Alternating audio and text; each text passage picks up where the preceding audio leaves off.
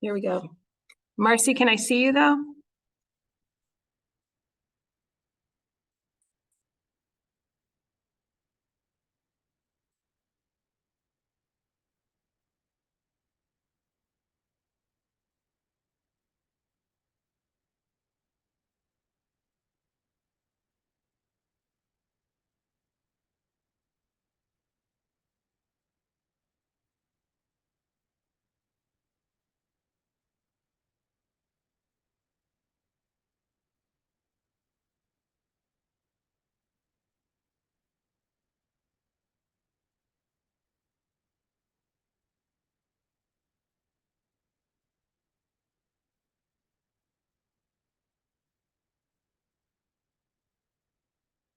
Marcee, okay? Yep, I just came on over. Okay. Welcome to those few who have joined us. Thanks for being here today. If you want to put your name in the chat, we'd love to see who's here, and you can share maybe where you're from and the area that you work in. We would love to kind of get to know you. I'll start here in about 3 or 4 more minutes, and we are so grateful that you're here today.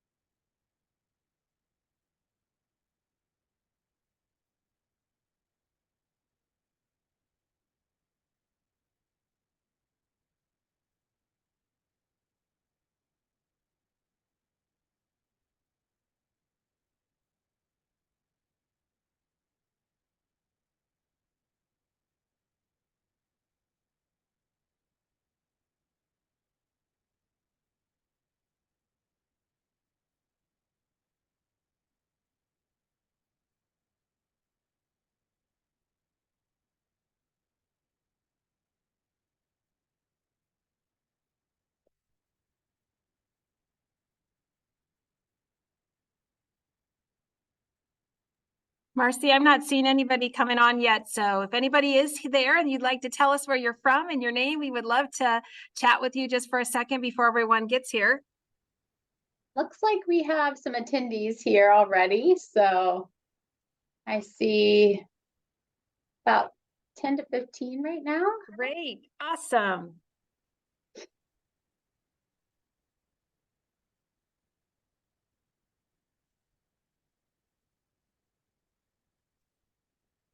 Yeah, good. I see some great names coming on here. Oh, some friends, Marcee. We're going to enjoy this. Great.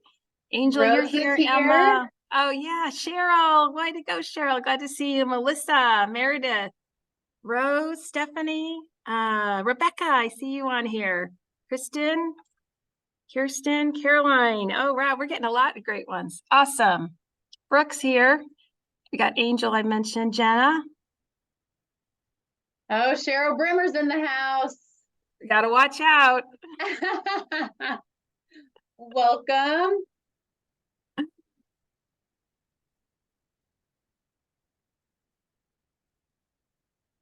I know hopefully you guys had a good little bit of a rest there and a little bit of lunch and got some food to energize yourself for the rest of the afternoon. It's going to be a great session today and also with all of you. We look so forward for you joining us. I have 1 more minute, Marcee, and then it's going to be time for you to start. I do have just a few things to say to those of us participating. My name is Teresa Knipstein-Meyer, and I am your moderator today for Marcee's work that she has put together for us on highly leveraged practices. Welcome back to the Breaking Down Barriers, the Fall Symposium, presented by the Indiana Council for Exceptional Children. Thank you for joining us today. This session will be recorded to share out after the conclusion of the symposium. We are hopeful that you're going to walk away with valuable information that will help you in your role supporting staff, students, and the entire school community. Before we begin, I just want to make sure you're aware that the questions should be entered in the Q&A, and I will help monitor those pieces. At the end of this session, we will allow the presenter to answer as many questions as time permits, but feel free to also ask questions in the Q&A. She would love to do those as we go along as well. Sessions will be recorded and will be shared after the symposium has ended, as I mentioned. Keep an eye out for an email from that Indiana Council for Exceptional Children group, and they will forward you those pieces. At the end of today's symposium, you will be asked to complete an exit ticket. We invite you to provide feedback with it as a valuable gift to us. Now I'm pleased to introduce our presenter, Marcee Wilburn, Dr. Marcee Wilburn, just recently, may we add. Marcee Wilburn has worked in the field of special education for 17 years. For 6 years, she taught both general and special education across settings while earning a Master's of Art in Applied Behavior Analysis from Ball State University. In 2012, she began working as the coordinator for the Promoting Achievement for Students with Sensory Loss, PASS, a project at Indiana State University, ISU, providing professional training and learning to educators working with sensory loss. Currently, she is the Associate Director for the IEP TA Center, conducting training and supporting districts across the state to promote inclusive practices and improve student outcomes. In addition, Marcee just recently completed her doctoral work in curriculum and instruction from Indiana State University. We are so pleased you're with us, Marcee, and we can't thank you enough for making time to do this today. So we welcome you here. Thank you. Thank you for that nice introduction. I appreciate it. All right, well, let's dive into some high leverage practices today. This session that I'm doing from 1 to 2 is all about collaboration. And then I'm also doing a session from 2:15 to 3:15 that is all about specially designed instruction. So if that's of interest to you, I invite you to join us in the next session as well. But a little bit about who the IEP TA Center is. So we are a state-funded center through the Department of Ed, and I'm actually an Indiana State University employee. And I have the luxury of going around to districts and schools across the state and working with teachers to improve their knowledge, skills, and capacity, really to improve outcomes for students with disabilities. And what we have found is practices that work for students with disabilities are really effective for all of our learners. And so if we can help our most struggling learners, oftentimes we are helping everybody. So really firm beliefs in inclusive education and making sure that all students have equitable access to a guaranteed viable curriculum at that tier 1 level. And then we're going to support them throughout when they need additional support. So that is a little bit about my work and my team's work across the state. I am going to introduce myself not to the extent of what Teresa did. I'm just going to give you the fun stuff about me, not all the education and work background. But go ahead in the chat if you're able, or even in the Q&A. I know it's not a question, but if you're not able to type into the chat, the Q&A works for me. And just see what you identify with me, and feel free to tell me a little bit more about yourself. Now, for some people, you're like, nope, that's not my style. I am just here to sit and listen. And if that's you, that's okay too. You don't have to say anything, so no pressure at all. But it really makes sessions more interactive if I can connect with you all a little bit. So this is my crazy fam. I have twin boys who are 7. They are in 2nd grade this year. So if you have kiddos, I would love to hear about them. Teresa already told you a little bit about my educational background and my work background. So definite teacher through and through. I have an elementary license as well as a P12 special education license. Again, love to hear from you if that's similar to me. I love all things Diet Coke. So where are my Diet Coke lovers out there? Chocolate as well. You can win me over. Dark is preferred, but I really will take any. And then vacation definitely is preferred to go to a beach or somewhere relaxing like that. So Angel, teacher of record. She's an administrator from Chicago. Nice. Glad you're joining us today. All right, I have something in the chat. Teresa, are you able to see my screen? Somebody says they're not able to see my screen. Are you following along with me? Right, we need you to share again because we cannot see that at this point. Oh, thank you. Thank you, Maggie. I appreciate you calling me out on that. So thank you so much. This will be much more helpful. Go ahead and give me a thumbs up or a yes, we can see if you're able to see my screen at this point in time. They got it. All right, thanks guys. Apologize for that. So in the chat, we have some people from Fishers. We have Son starting his first year as a teacher. Wonderful. All right, keep the conversation going. We definitely want this to be interactive today, and make sure that you're getting out of this session what you're looking for today. So what we want you to gain by the end of today's session is I really want you to know what the high leverage practices are, specifically these first three on collaboration. And then I would like for you to really start to understand the positive impact that these high leverage practices can have on all of our students. And in order to do that, I'm going to give you some strategies, but I'm also going to give you some resources as well. So we have stuff today, and I have put for both of the sessions, this one and the next one, information on the Padlet for you. So if you can go ahead, you can do a couple of different ways. You can go ahead and take your phone and capture this QR code, and it will open a Padlet for you, or you can type it into your URL, but it's padlet.com/IEPTA/INCEC. And then you'll be able to get to the slide deck for today, any additional handouts that I referenced for today's session, and then other information on high leverage practices as well that in an hour session we're not going to be able to cover, but I want to make sure that you know how to access that information if it's needed for you. So really quickly, let's show you what's on that Padlet. You should be following my screen to a Padlet that's a gray background. So let me know if you're not here with me. But the first column on the left is high leverage practice resources. And in this, you'll find a couple of things. You'll find the homepage for high leverage practices. And whether you are a pre-service teacher, a teacher, or even a teacher leader who's training other teachers, this website has a plethora of resources for you to dive into. So for instance, slide decks for trainings are available. Videos of teachers implementing these practices are available to you to look at. Another thing that I think is helpful is a self-assessment tool that you can dive into and kind of rate yourself. Where do you think you are in these high leverage practices? There are 22 of them. In this session, we're going to talk about the first three, but this gives you the opportunity to go in and see what are your strengths and what are some opportunities for growth for you. There's also a walking tour of the high leverage practices available to you. And I will say that my ultimate favorite high leverage practice tool is definitely not a book, but rather a set of these trifolds. And at the end of today's session, I'm going to be giving away a set of the trifolds that I will mail to you for today. So I'll have Teresa help me out and figure out who that's going to go to. But I have a couple giveaways at the end of today's session. So also, like I said, the collaboration slide deck is right here under collaboration. And then just for your reference, I have included some IEPTA Center resources. This links to our website and also provides the training catalog trainings that are offered at no cost to Indian educators across the state. So another reference that's available to you.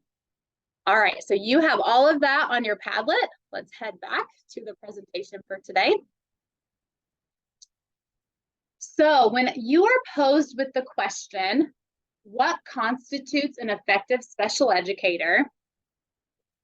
We have to think, what makes sure that we are good at our jobs and that we are improving practices so that students can be successful? And I bet if I were to pose this question in an open audience, everybody would come up with different things that makes an effective special educator, and probably all things that really help to make us better at our jobs. But we also need to answer what instructional practices are best to ensure that our students are engaged in learning. And those were the questions that CEC and the Cedar Center out of Florida were posing, saying we have individuals leaving college who need a specific skill set in order to work with students who are the most at risk. And we need teachers in the field to be able to use these practices frequently so that students can be successful. And so that's what they came up with. A group came up with high leverage practices that we should see frequently happening in K-12 classrooms and when we're working with students with disabilities. And they need to be able, they as in teachers, need to be able to implement these practices consistently within their work. Because, and I love this quote because it really speaks to the value of teachers and empowers teachers. Research has demonstrated that nothing is more important to improving outcomes than the practices of their teachers. So student outcomes, the only way that student outcomes are going to improve is if we improve the practices of their teachers. And these high leverage practices really help us determine what do our teachers need to be skilled at so that we can improve outcomes for our students.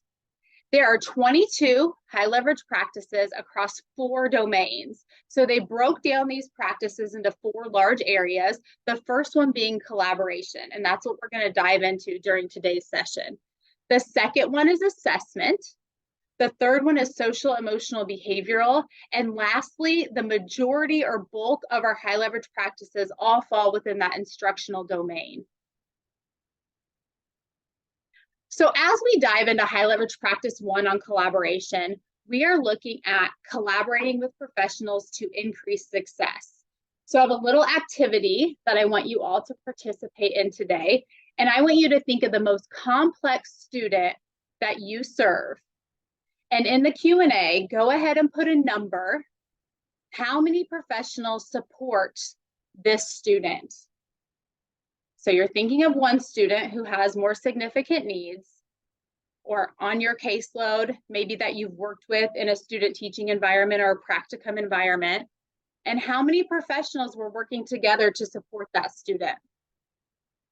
Go ahead and throw those in the Q&A now. Marcee, we have someone saying 6 up to this point. Nice. 6, 4, 9. Yeah, 4. You can see them too, 8. So I think as we're looking at these numbers, we have 10, 2.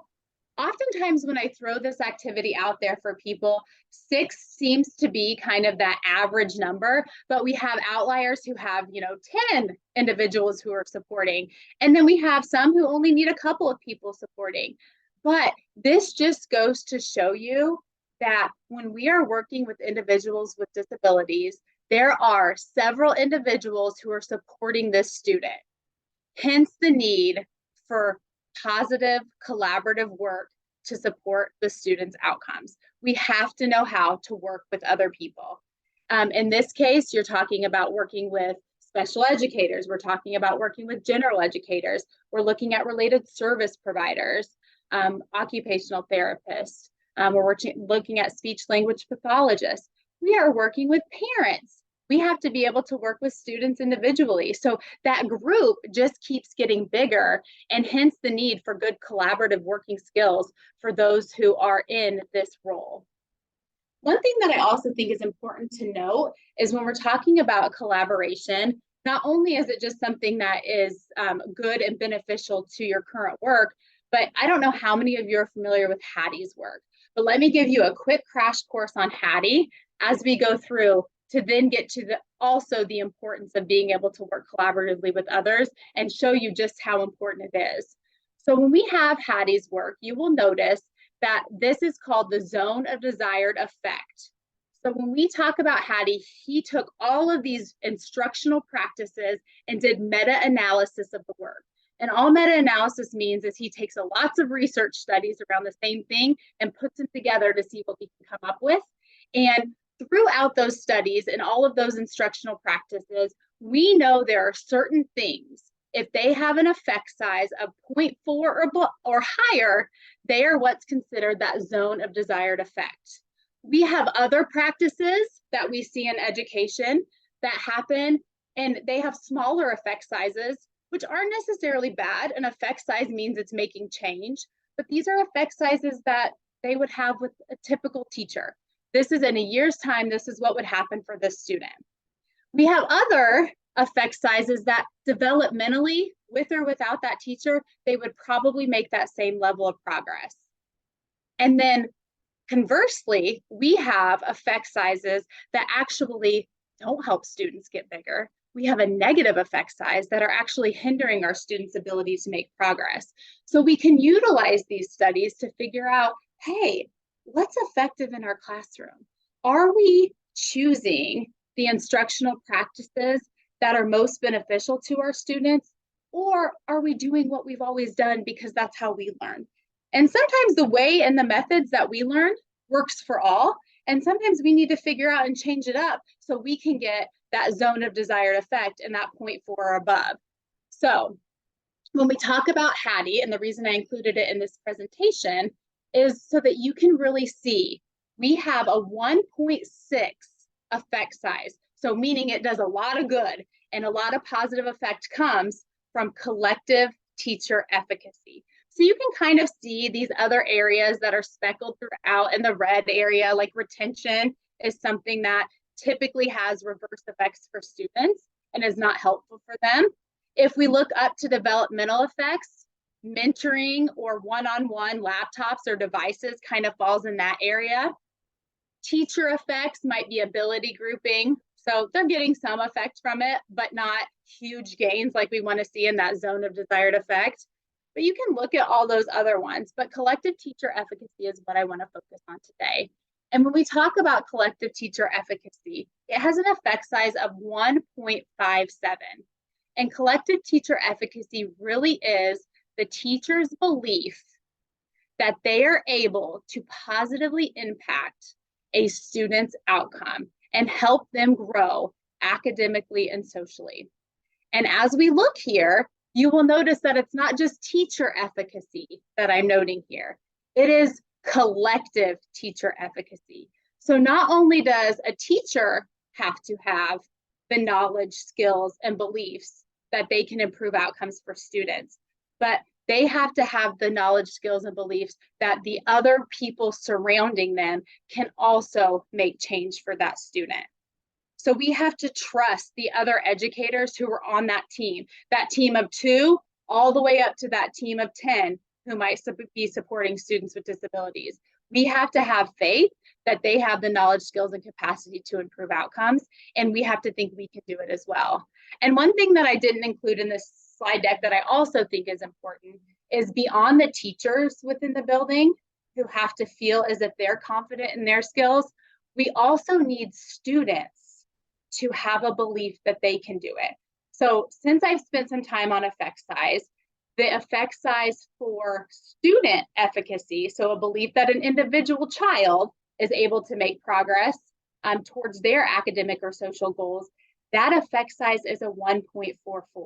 So think how powerful it is if our teachers have the beliefs that they can effectively improve outcomes and the knowledge and skills that back up those beliefs.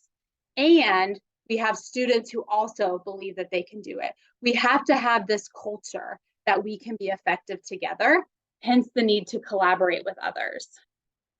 So as a reflection, go ahead and put, what does professional collaboration currently look like in your practice? So I'm looking at the Q&A. If you are a practitioner in the field, add that in. If you are a student who is in practicum settings, how have you seen professionals collaborate together that it's been successful? And go ahead and add on to that. Do you have a sense of collective teacher efficacy in the work that you're doing? And then sometimes there's barriers to the work. Teaching isn't easy. And so what are the things that come up that create barriers to collaboration? So any one of those questions is appropriate to answer within the Q&A at this time.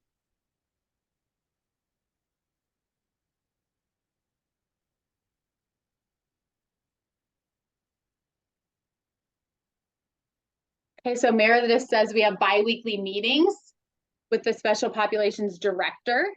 So we have a lead in that meeting that we can ask advice from, I assume, and keep him or her up to speed on what's taking place. PLCs for weekly collaboration, nice. Bi-monthly team meetings, so we have some teamings taking place that are focused on student outcomes. More PLCs here. Let's see, meet on a weekly basis, that's nice. Oh, interesting. Marissa says, but I wish we would have a better, more effective use of this time. And we're going to talk about that in our next high leverage practice. Thanks for sharing that, Melissa. We only have so much time, so we have to make sure that we're using our time wisely. And sometimes collaboration is in those sit-down meetings. Other times, if we don't have time for those sit-down meetings, is it a text? Is it a shared Google Doc that we're both working in so that we both have say in what's taking place and we can start learning from each other? I think it's important to recognize that everyone comes in with their area of expertise when they're supporting a student. And the nice thing about collaboration is we start to learn from each other. For example, if a speech language pathologist is only able to see a student based on their service minutes 30 minutes a week, we know that's not going to change our practice. The special educator and the general educator have to start implementing some of those practices within their classroom as well. And we have to learn from that SLP what needs to be put in place so that we have consistency over time and we're promoting those generalization skills for our students. So definitely time to come together and talk. But if you don't have that time, how are you creating that collaboration? Nice. So there are some resources within the Trifold and on the highleveragepractices.org website that really help you reflect. So it's important that in a collaborative relationship that you have an awareness of your ability, your active listening skills. Are you able to really tune in to what people are saying, or are you too busy waiting to respond to the next thing? So making sure that you are open to hear what others are saying. You're aware of your nonverbal communication. If you are standing with your arms folded and a frown on your face, that isn't going to appear to be very open to what individuals are saying. So we need to make sure that we're aware of kind of that look on our face and that affect that we're putting towards the conversation. Making sure that we're asking questions to clarify. And then any of the statements that we share when we're collaborating need to have enough detail and knowledge that that person can understand what needs to take place. So again, there's a reflection tool that just allows you to kind of gauge your skill level in these areas, but being cognizant of where you fall in these 4 skills will really help you learn how to be a better collaborator or what specific skills you might need to work on in order to be a better collaborator. So high leverage practice number 2 is all about organizing and facilitating effective meetings. So going back to what Marissa said earlier, I just wish that the time was used more wisely in these meetings. So we're meeting with professionals, we're meeting with families, and the goals of these meetings are always to improve our practices and improve outcomes for our students. So our students really have to be at the center of these meetings. And in order to really ensure that we are getting out of the meetings with what we want, we have to have some information in place. So in order to do so, we're going to go to some checklists. But first, I just want to gauge your overall understanding of effective meetings. So we know PLCs are taking place from the conversation within the chat. What other types of formal and informal meetings do you have taking place to support our students? And in those meetings, what components are essential? And how do you determine if a meeting is effective or not? So feel free to go ahead and answer those questions within the chat.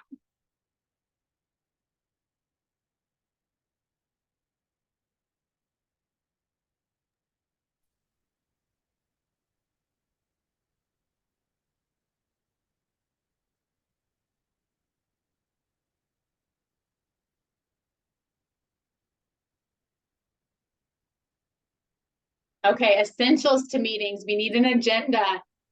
We need a good start time and a good end time. Absolutely.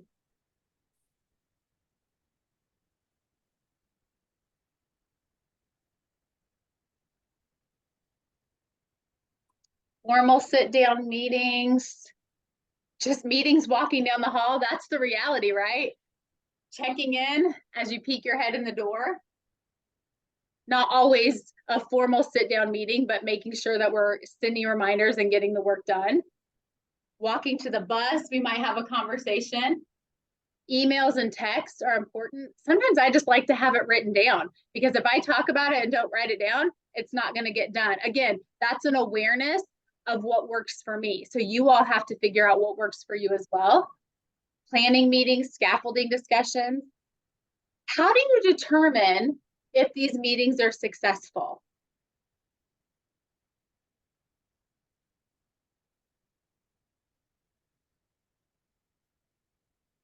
Effectiveness, if an action has been accomplished after the meeting. Absolutely. If we have action items following that meeting, whether it's a formal meeting or informal meeting, and we say these are the things that have to get done, if we can check those off their list and say they happen, then that's an effective meeting. If we go through and we've talked for 30 minutes and we all leave that room and nothing ever comes of that conversation, then that's probably an ineffective meeting. Going back to what Marissa was saying about those PLCs, we want to make good use of time, right? So if you leave a meeting and you feel this, thank you for hosting another meeting that should have been an email. If there's no need to have conversation and it's just a you do, send that in an email. People's time is valuable. We don't want to waste people's time. But if you are collaborating to determine what is going to be best for instructional changes, maybe behavioral support changes, and you have to be able to have conversations about that, then we want to make sure that we have an effective meeting in place that has an agenda that we're able to follow and then get to the outcomes of the meeting. So here's some resources that are available for you when it comes to meetings. Again, they're on the High Leverage Practices webpage. They're also in the trifolds that we'll be giving away at the end. But a checklist to prep for meetings. Everybody has to do the work prior to so that the time spent together is meaningful. So prior to the meeting, what are the goals? Who needs to be there? And then what's the schedule for this meeting? That way, when I'm invited to the meeting, I know what my role is going to be. I know how I have to prepare to be in that meeting so that the time spent is meaningful. And then we have some outcomes that we're going to work towards at this meeting. It makes it really purposeful for me. So that all has to be done before. We can't come up with that agenda when I get there at the meeting, because then I show up empty-handed. I may not have the specific data needed to talk about that student. I may not have met with that student prior to, or the general education teacher prior to even know how things are going in the classroom. So some of that is pre-work that needs to be done prior to in order for a meeting to be successful.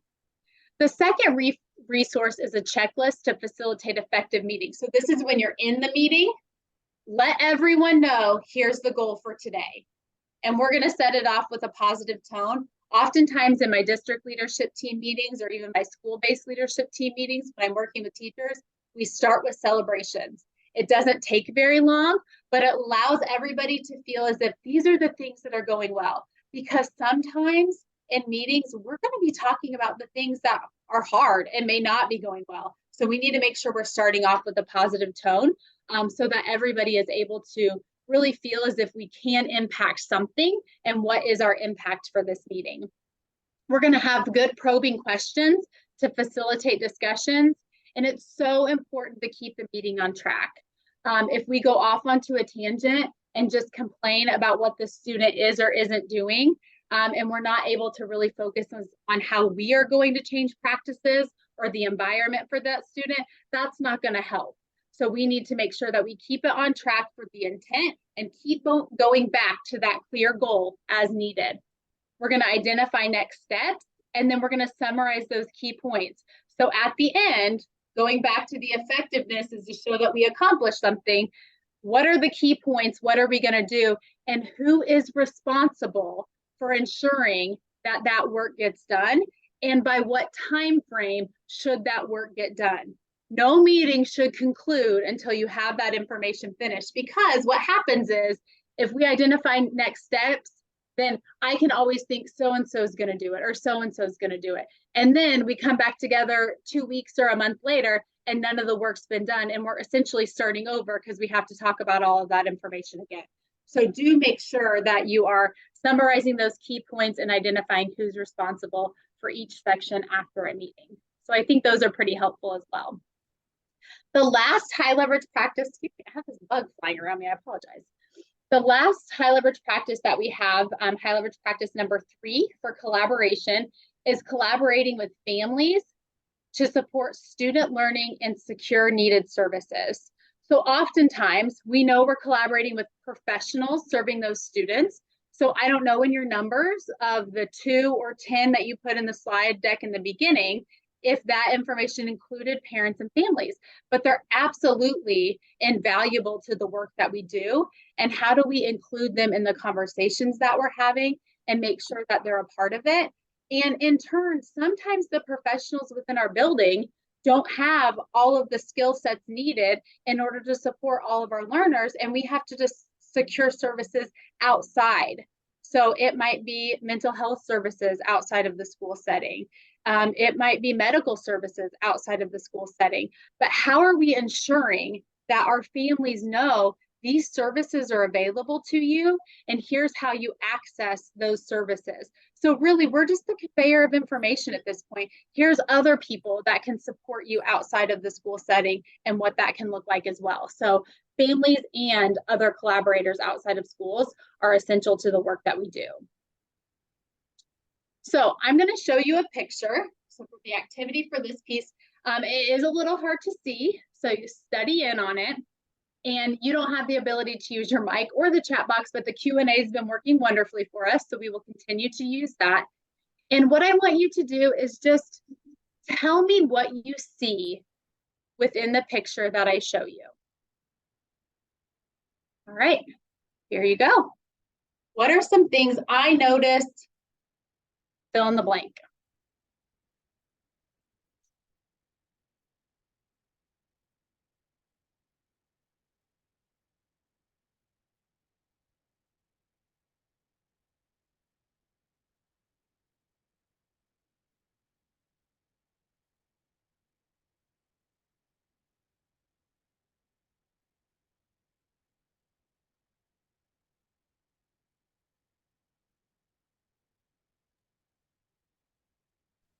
Marcee, did you see that the baby was crying and needed help possibly was one person noticed?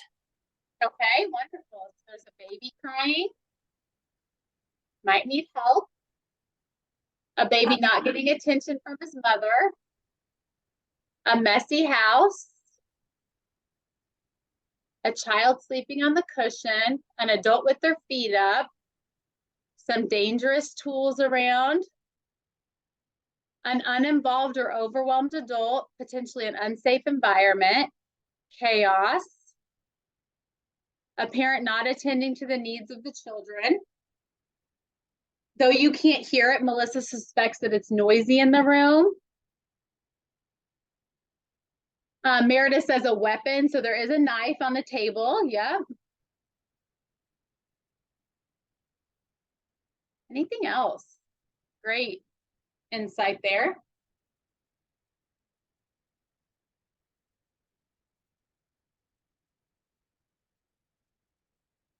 Okay, so as you're taking this in, I just told you to tell me what you see and give me your perception of the setting. And no fault to you all, but everyone noticed the things that were negative in the picture. So we have a baby crying. We have a knife on the table. We have a mom who has her feet up, not paying attention to the needs of her students. It's messy in this environment. Now I want you to do me a favor, and I want you to flip your lens. So instead of looking at all of the things that are negative within this picture, I want you to change your viewpoint and look at all of the things that might be going well in this environment, or what might be positive as opposed to the negative aspects. And go ahead and add those to the Q&A.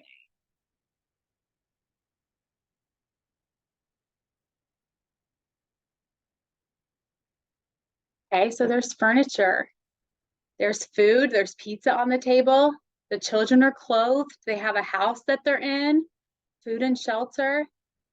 The mom's taking care of herself. She has some self-care. And I wondered if you noticed that because she has curlers in her hair. So there's some attention to detail about her appearance. They have supervision. Someone's there in their presence to watch those kids. The mom's relaxing. Yes, moms need moments too, right? the children has a parent around, they're in the home, they're not on the street. Absolutely. So we do. You see the trash can overflowing in the background. You see the hot iron right next to the crying child. But the baby's in a crib. The baby's safe. You have a child who's on the floor playing. You have another child who's taking a nap. And you have a mom who's taking a moment. And I did notice that, somebody said there might be substance abuse taking place. Absolutely. Those bottles could potentially be substance abuse, but we don't know that. That could be she just needs her Diet Coke like I do. Like I understand 3 Diet Cokes a day. I've been there. The other things that I noticed that are positive is we have lights plugged in, we have electricity, we have picture frames on the wall. Although there's cracks next to them, there is some care about the appearance. There's throw pillows. There's a TV on that the children are able to watch. There's plates, there's utensils. So that knife very well could have been seen as a weapon, or it could have been seen as a knife to cut the pizza, right? Like we could see it differently. You'll notice the heater in the back of the room, so that they have access to warmth if it's winter outside. We don't really know that. But there are lots of other positive things happening in this picture as well. And I think it's so important to help reframe and really what I call flip their perspective of individuals who are looking at these situations. So you are going to work with families who have different values and different priorities than you and your family have. But that doesn't mean that it's all negative. And it's really easy to go to the negative first as we're looking at a situation like this. But our job when we work with families is to really capitalize on their strengths. What is going well for them? How do we build them up in order to really help them best support their students? So if they have a feeling that we view them and all of this negative input around them, then it's really hard for them to be open and vulnerable with us when they're trying to support their child. And so our job is to help them feel successful and help them feel as if, they have this impact to support their children within their home environment. And we will do the same thing and help the best way that we can in the school environment. So again, implicit bias is strong and it is there. And we just have to be aware of our own, because not all of us grew up in the same way. And maybe this was 10 times better than the home that this mom grew up in, that she's creating this positive environment for her students, or her children. It just looks different than maybe what we're used to. So again, when we're working with parents and families, remove that implicit bias, focus on strengths, and how can we help them best support their child? Because in the end, that's what we want. The child should be the center of those meetings, and how do we best support them? So just something to think about as we're interacting with maybe families that aren't exactly like our families, and that's beyond this situation. It could be cultural. It could be looking at diversity within race. It could be looking at diversity within, sexual orientation, or any of those things that are different. We just have to be open to those ideas, and we can't shut people down because they are different. And again, aware of your own implicit bias is really important when we're working with people who are different from us. So when we talk about the resources for promoting positive interactions with both educators and families, we need to make sure that we communicate often and frequently, and we're communicating in a way that works best for them. So we talked about diversity of culture, people from, different countries, people who are speaking different languages. We need to make sure that we're providing information that's translated for them so that they have an understanding of what's taking place with their child, or what needs to be taking place with their child. Communicating via text, over email, because it's easier for the parent to respond quickly in that fashion. Parent Square is a great tool. Some of you might be utilizing something like that. That's wonderful. Some people may not have access to the internet, and maybe they need that typed letter or handwritten letter to go home, and that's okay too. So really knowing your audience and knowing who you're working with in order to make sure that that message is conveyed. Really having that professional competence and being able to work with people who are bringing different insights to the table, being respectful to all of those individuals, and making sure that, for instance, in a case conference committee meeting, if we're addressing the director by Mrs. So-and-so, then the parent should also be Mr. or Mrs. So-and-so, not mom, but by their name. And how do we, create that equality within the meeting so that everybody feels as if they can share. And that commitment, and the commitment really is for the student. We are committed to this work to improve outcomes for that child. And we are going to advocate for that student, and we are going to trust each other. And if we can build these factors within our relationships with other educators and with families and outside agencies who might be involved, then we are steps ahead of where we need to be to promote success for this child. All right, so the other tools that are available both on the website and in the trifolds include really just ideas for interactions with parents and families. And I know that some of your buildings are doing wonderful at this, but face-to-face options, remember, we want to communicate in a way that works best for that individual. So is it through meetings? Is it open houses? Is it providing opportunities for those individuals to volunteer, whether that's during the school day or in the evenings? Are we utilizing home visits when appropriate if they're not able to come to the school? I think it's interesting also on home visits as educators.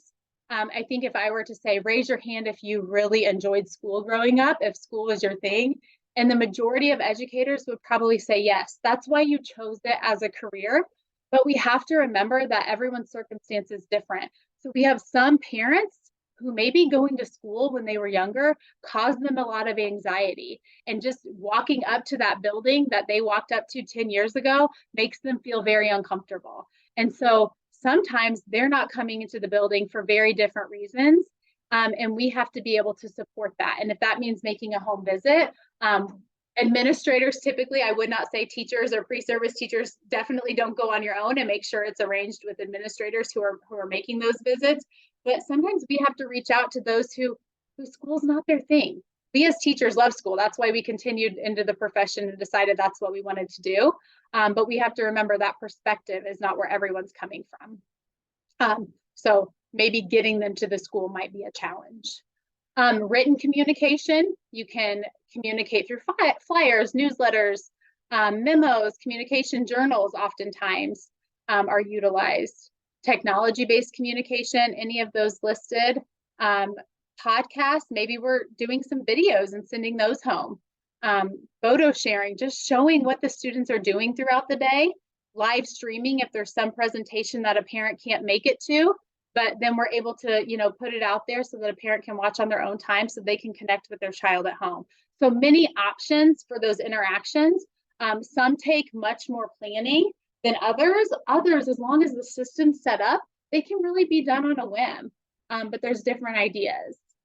So now for you all, I want to know what's being done, or what do you see being done to engage other stakeholders in really improving outcomes for students with disabilities. So what are you doing to connect with other professionals? What are you doing for effective meetings? And what are you doing to reach out to parents and families?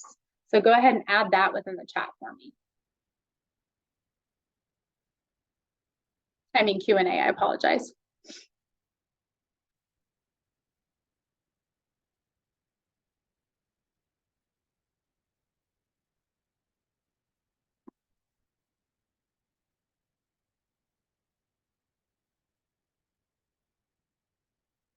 Nice. Attending community meetings outside of school hours. Even beyond community meetings, your students' sporting events. I mean, their faces just light up when they see you at the baseball field. And sometimes they're all on the same team, so you can knock it out in one game, right? Parent workshops, transition fairs, making sure that people know what's available to them and providing that information in those ways. Absolutely.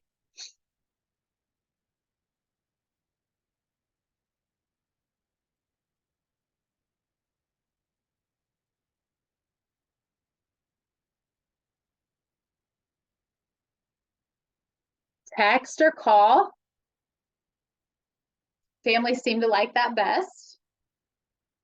check-ins. And I love the fact that we're checking in when it's not just negative, but we have good things to say. Then we don't have the dreaded, oh, it's the school, I don't want to answer, right? It's the, oh, this could be something positive. And obviously you're going to call when it's not, but if we have prefaced it with some good things first, it makes that call of calling when it's negative a lot easier. Helping families tap into outside resources in the community. And part of that is you knowing what resources are available.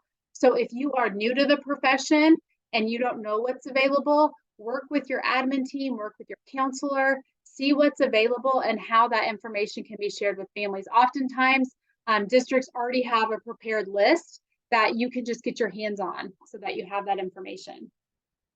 Offering in-person or virtual meetings, giving parents the choice. And I would say one of the benefits of COVID is that people are a little more savvy with those online meetings, especially educators, but families are as well. So how do we tap into that if they're not able to make the commute into the school, but they are able to still be a part of the meeting effectively in a virtual format? Then let's absolutely give them that way to participate. Going into childcare to see kids in different settings, absolutely. See what parents have concerns with. Yeah, so going into alternate settings to see our students, even as special ed teachers, going out into gen ed and seeing what's taking place in those settings as well, in addition to childcare settings. Trying to do on-site visits with outside agencies, definitely. We are creating an open door back and forth, and open communication so that we can best serve this student. Because you may not have the key that's going to work, but together with others and brainstorming on what's going to be most effective for the student, then you really can make such change. And if you are the one that has the key, then you better share that with the other professionals who are working with that student. So help to engage others, and really with that student in mind, how can we team up and really improve outcomes for that child? So we're going to end today with some look-fors. So as we are talking about these three collaboration high leverage practices, the first one was diving into collaborating with other professionals. And these are things that you might see within yourself, or that as a teacher lead or an administrator, you might want to see your teachers utilizing or doing within the classroom. So making sure that other professionals have that strong relationship and rapport with other colleagues. Really resource sharing with other colleagues. If you have academic or social skill lesson plans that are effective and working, then let's get those out to other people who are working alongside that child. If you have problem solving within your data collection, so here's what our data is telling us, here's how we're going to use problem solving skills to analyze the data and come up with what are next steps for that student. Again, everybody who is working with that child might have different data sets, but we look at that whole child. So we want to look at academic data, we want to look at behavioral data, we want to look at social emotional wellness data, and we take all of that together to help inform our decisions of the student. So whatever you're responsible for, you bring it, but then you have a collective conversation around problem solving to best meet the student's needs. Really looking at that shared responsibility and accountability. We don't want it to be your students and my students. All of these students are ours, all of them. So how do we make sure that we are conveying this culture and climate within our building, that all students are really the responsibility of everyone? Because I did notice within the chat earlier, some people, professionals, don't have a great relationships with one another, and some just choose not to work with other people. And that really is, that culture isn't set the tone that this is a shared responsibility and we all work together. So how do we start to utilize that over time? And if you go back to that collective efficacy piece, what we found is that we have to have practices in place that are working, and we're utilizing data to show that it's working, because data talks. And if something is significantly helping a child and we have data that says it and practices that coincide with that. Then we have other individuals who are like, maybe we have to go in this direction because it's what's working. And again, we have, different attitudes, different personalities, and we have to learn how to work with each other. And what does that compromise of a collaborative relationship work with? But really, if we have that culture climate of a shared responsibility and accountability for all, then it will hopefully improve over time. And what often happens if it doesn't improve over time for those individuals, they're typically the ones that jump ship, right? And we don't want people to jump ship right now. We have a teacher shortage at the time, but we also want people who value the same things that we do and want the best for students. And part of the best for students is really working together. All right, the last look for's for effective meetings are to make sure that we have meeting norms and goals. Really scheduling to promote participation. So if you say I can only do it Tuesday at 4 o'clock and that limits half the team, well, that's an ineffective schedule of a meeting. We need to say, here are 3 times that work and figure out what works for the majority and schedule the meeting then. Especially when we're working with parents, we need to be able to work with their schedules. Making sure that we welcome attendees and then give an opportunity for everyone to meet each other and know what their role is in the meeting. Having that equal voice within meetings and engaging all participants. Creating understanding through common language. So oftentimes in special ed, we have all of those acronyms. So who's our jargon buster in the meeting that can say, if this isn't understood, we're going to stop and explain it to those who may not have the same level of knowledge, especially if we're working with parents or community partners. We need to make sure that we're transparent in the language that we're using. Summarize the meeting, establish next steps, and always assign who is responsible for what. When we do parents and families, the look fors that we want to see are open and honest communication, multiple modes of communication. So some people said this is how my parents like the information best, phone calls, text, that's fine. You figure out what works.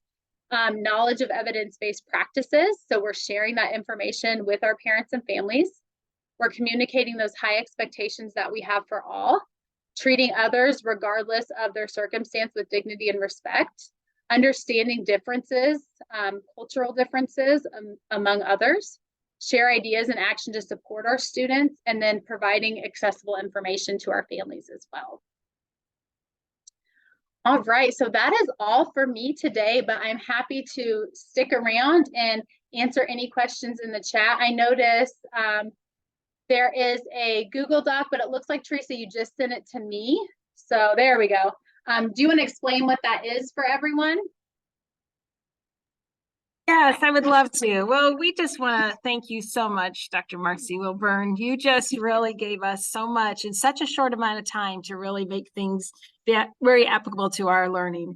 Thank you for sharing your expertise with today. Participants, before you leave, please remember to go to the chat and click on that piece there, that link, to provide the feedback on this session and the symposium. You can complete the feedback form after each session or at the end of the day. The form is required to receive your PGP points for your attendance today. The link is also available on the Symposium main page on SHED. Thank you all so much for joining us, and enjoy the rest of your Breaking Down Barriers Fall Symposium and your day. We will take some question and answer pieces as we do have a few minutes here. So if you have questions for Marcee, we can both look at the question and answer time and see how we can support your next steps. Absolutely. And if you think of something after our time together today, feel free to reach out, email me. If there's any way the IEP Technical Assistance Center can support your work, please feel free to reach out. We would love to assist in any way that we can. Thank you all. I appreciate your time today. Thank you guys. We got this is a great session. Thank you guys so much. Glad you appreciated it.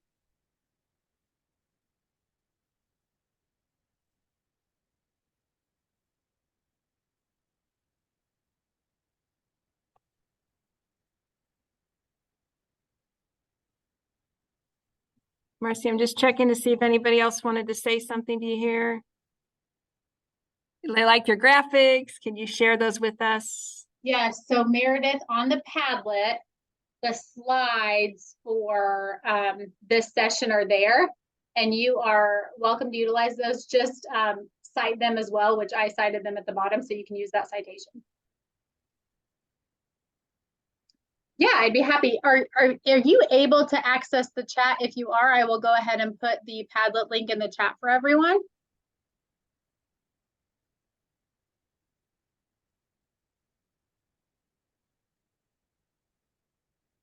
.org/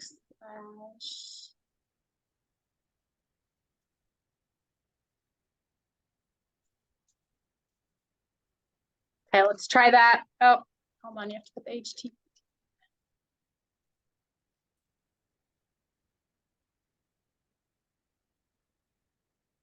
Okay, try that one out. See if it gets you where you need to go.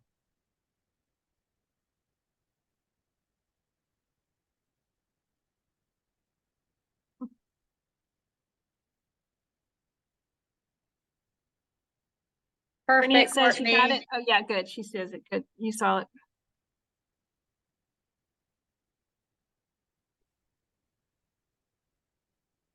Marcee, you will be presenting at 2:15, correct? So you'll Correct. go. I'm at 215 HLPs and SDI. Okay. Person asked what STI was. Oh, SDI, so specially designed instruction.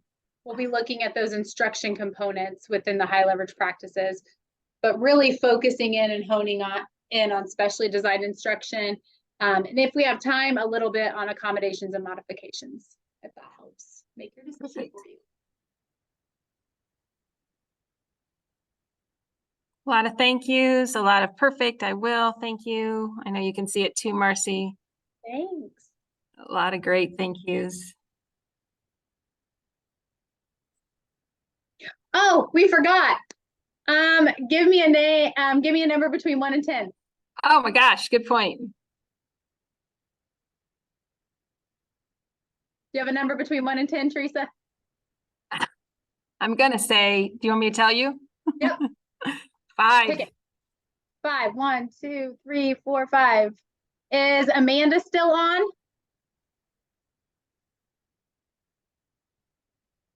We can see if she is there. Amanda Limberly? Liberty. Yep. Okay, let me see if she's on there. I'll get her back. And give me one more number. 3. 1, 2, 3. Melissa Schaffner. Hoffner.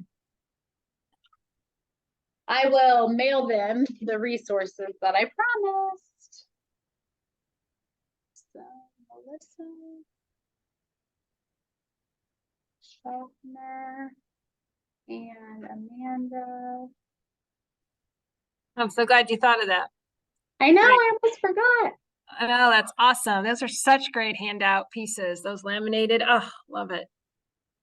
Perfect. Well, we have 2 winners of the HLP trifolds that we'll send out.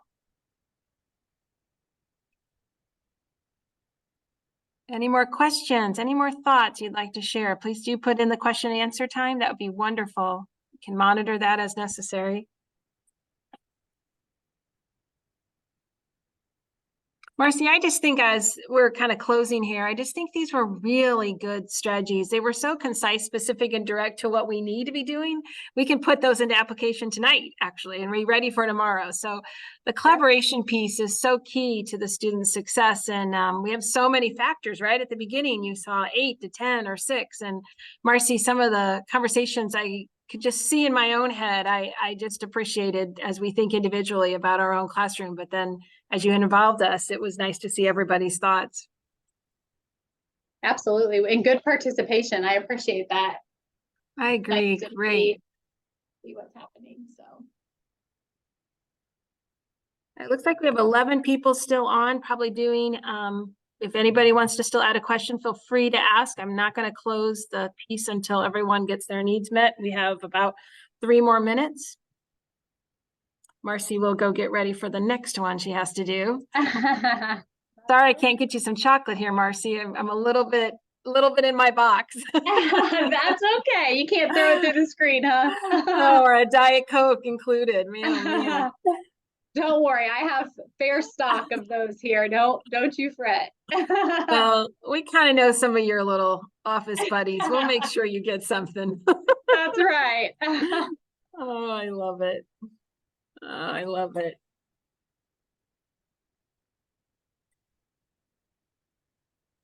Well, Teresa, you have a Yep. great rest of your day and Thank enjoy you, your Marcee. class after this. I And will. anybody else, feel free to reach out if I can assist in any way. Have a Best, great best ever. afternoon. Bye, Marcee. Thank you. Have a good one. See ya. Bye.